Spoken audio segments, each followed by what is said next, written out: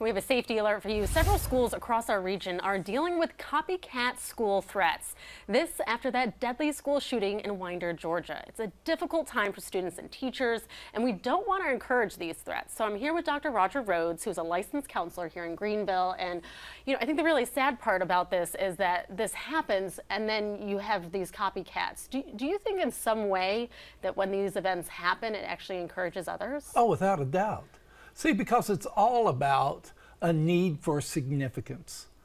From the shooter to the people that make the threats, all of that is, they're crying out, notice me. And in all cases, you notice that people don't say, well, they never said anything. Even the people that threaten afterwards, they don't say, well, that came out of nowhere. No, there'd been a history of not being noticed. And because we're not noticing these signs early enough, then we're left with the consequence of a bad moment happening, either in the threat or the action. So how do we prevent these copycat threats? Oh, you're going to hate the answer. You've got to take the time to really listen. See, teenagers children have a different language when they're hurting and when they need significance. And so most people don't know that language, and it takes time to really focus and listen to the cry for help. These are all cries for help. Help me, notice me, make me significant. And when people take the time, that's how people stop all this. People say, well, if I just remove this element, this weapon, whatever it'll be. No, because that's not what it's about. What it's about is, and even the people that fight each other in school, same thing. It's about, I want to be significant. I just feel like a part of the crowd.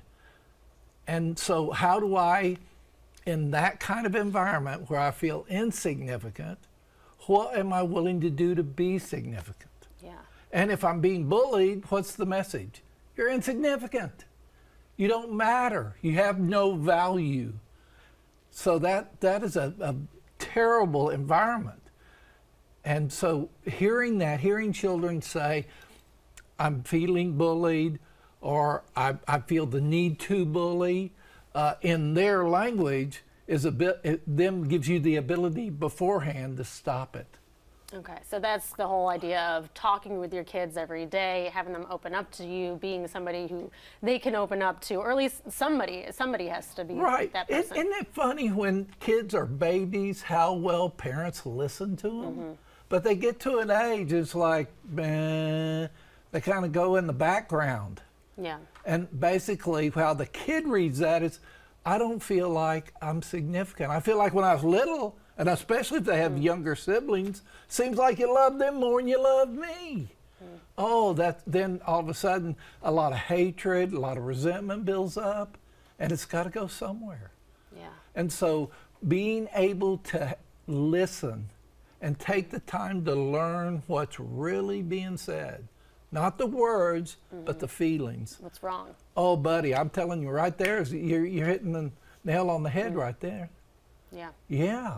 Have those conversations. All right. Well, thank you so much, Dr. Rhoades, for thank you joining for us having me. today. And yeah, hopefully that helps some parents out there. I mean, talk to your kids is the Well, message. she's saying talk, but I want you to hear. Listening, Listen. you got 2 ears, 1 mouth. Use it in that proportion. Listening to your children, even though you're thinking they're going, no.